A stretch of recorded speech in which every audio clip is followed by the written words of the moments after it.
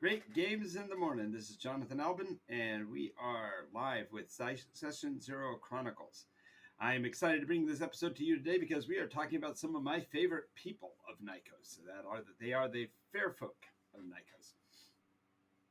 Now, when I use the term fair folk, I am referring to very gentle, usually self-contained and self-sufficient peoples of Nycos who fill a niche that is specific, and that is they are the smallest of the playable species of Nycos as far as their size, with the possible exception of some of the sec gen that we've talked about before. So, with these three, the Gnomes, the Tinks, and the Quumples, they all have an average height of between 16 and 18 inches.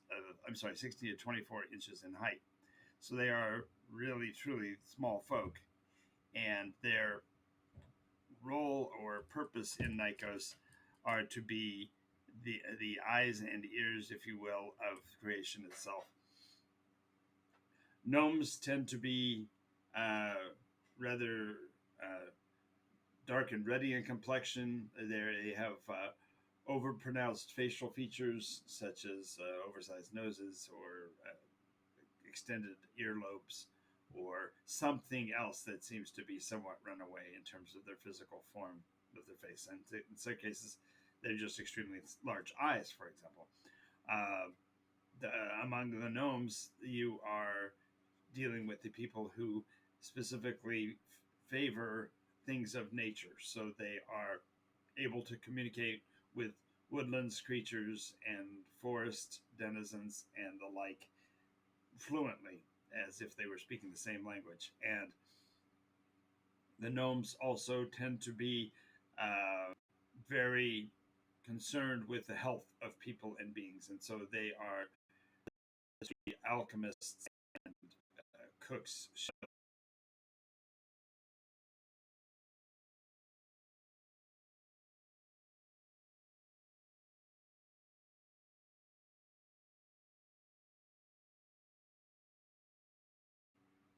Kind of a culturally quiet way. They're not known for overt distinction. As a matter of fact, these three species don't have a nation of origin, perhaps. That although there is one nation that is known to have been under the control of gnomes for several iterations now, but its governance has fallen to chaos. As a matter of fact, the area is now known as Havoc, and very little is known about what goes on within those boundaries. And although there are a proliferation of the fair folk in the area, there is no specific guidance or leadership that has manifested in that space. This is located in the interior of Growlin and is very near the root of the Grith walls, and so it's a pretty well secluded area, and a lot of things of a mysterious nature have happened over the past 4 or 5 iterations. So there's a brewing controversy about what's actually going on there. The gnomes do cover every biologic strata, so there are beings of this species that are found from the glaciers and the receding snow lines of Cryopathia all the way to the jungles and deep places of Babel way to the south. So there you go.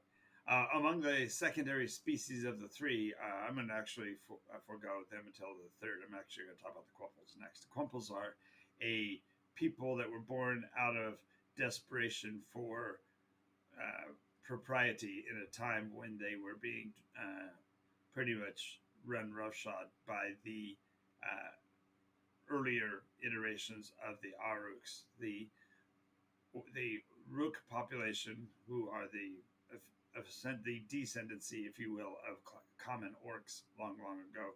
The Aruk, I'm sorry, the Maruk are, no, the first time, the Aruk pretty much oversaw and over controlled the area, and the Quumples actually turned to literature to discover a way out. And in that period, we talk about him there.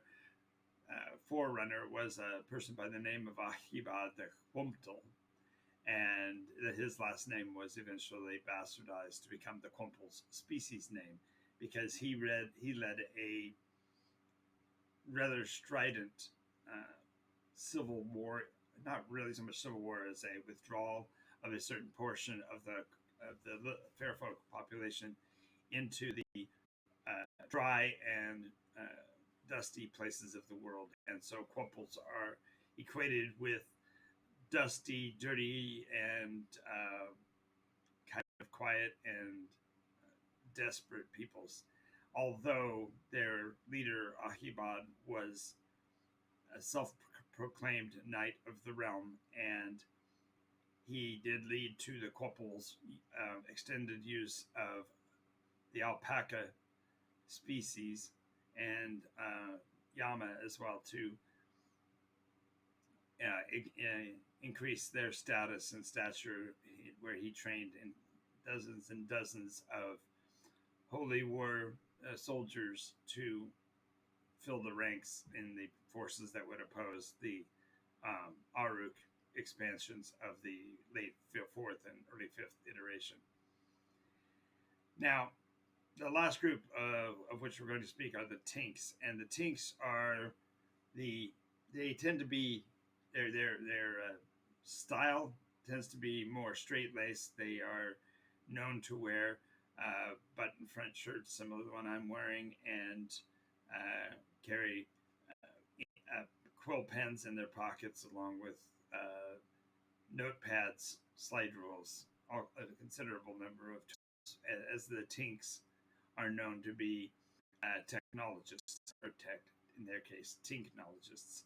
And Tinknology is a study of the way things work, and they tend to use mechanical means to try to emulate biological means. And for this reason, they are principally considered to be the forefathers of the misfit subculture of the Technomata. Their understanding of the way magic and mechanics work tends to make them very sophisticated creators and designers of machinery, and they are often known as the Gnomes for that purpose. Now, there are a certain percentage of them, of course, who esteem city life over living in the wilderness like their brethren, and these have even gone to the point where they are actually known by an even more inglorious nickname of the Metronomes. They tend to live in cities in relatively high populations and are principally purposed to maintain clock mechanisms and other clockwork devices. And in certain cases, they provided Tinknology levels within the community that far exceed normal reaches of even mortal or other Tinknology experts. So between these three, they cover the spectrum as far as cultures and stuff, but they are all considered to be the hidden minorities, because as they are a insular people and don't want or desire to be interacting with the others for the most part, they sometimes can even become, in certain areas, majorities instead of minorities, and yet they let the governments run as they will and are actually known for being faithful taxpayers and students of local governance and laws. So they tend to stay out of the limelight and out of the trouble with the local governances. Now, they are responsible for, at least in part, many of the leaks in the fabric of reality and into madness, as they are known to be miners, although not in this plane, but into the other planes of existence. And it's rumored that they have actually a sacred pathway to the crossroads and into the other realms by that direction.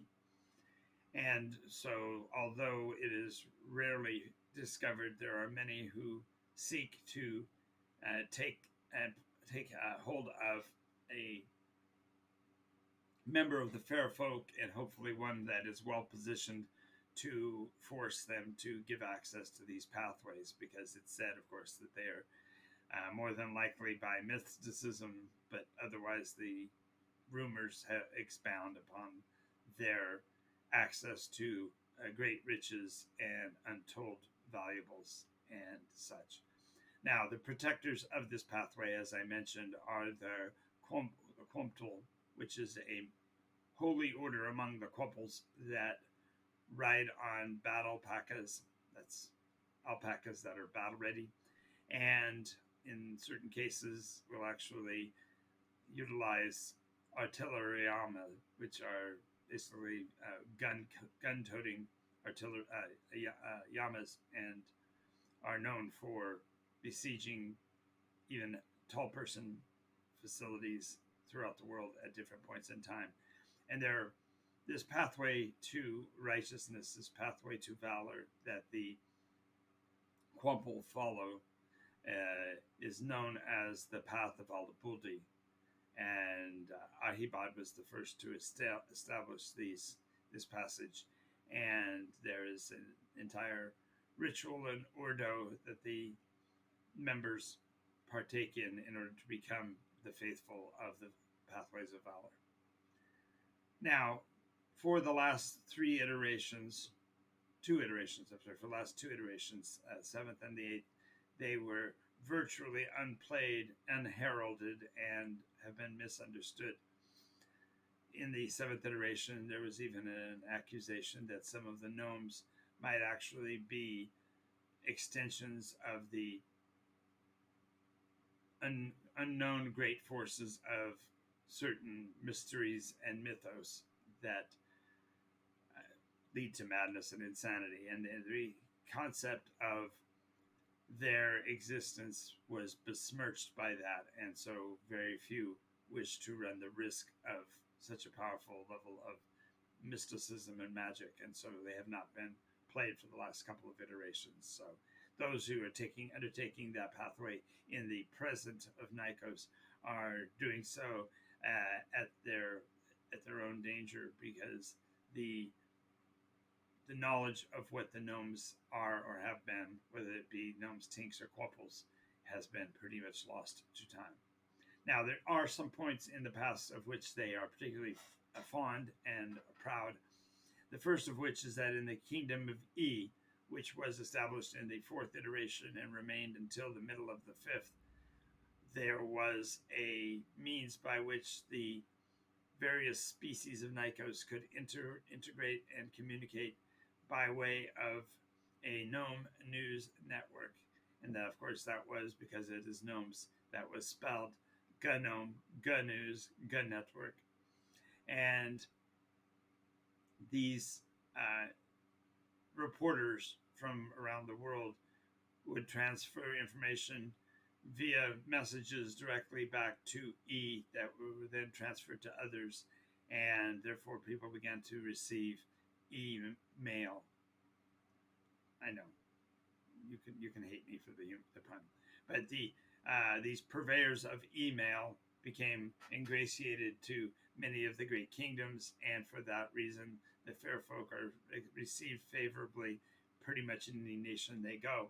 Now, it is important to note that the fair folk, because of their affiliation with the lands of mystical nature and possibly elemental travel, are fundamentally magi in miniature. They have the capability of doing great magical things without needing to be associated with pantheons. They tend to be natural at the skill, and so there is an entire pantheon that is dedicated to them, and there'll be more information on that when we do our episode on magic in particular. But this gives you an idea of what it would be like to play the fair folk in a.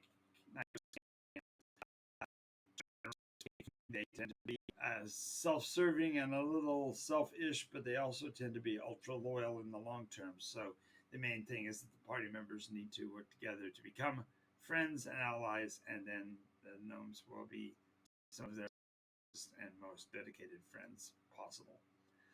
Alrighty, so I have made it through the Session Zero Chronicles episode concerning the Fair Folk. If you are interested in more information, click the pad here at the side. This shows the playlist for the Session Zero Chronicles. I do one of these virtually every night at about 9 p.m. Also, remember that we do a separate show at 11 p.m. called Game Master Soapbox, where I wax poetic on something and many actually that are important to the role playing genre. And until then, I want to thank you, and I will see you in the next episode. I'm Jonathan Albin, the Game Master, and this has been Session Zero Chronicles.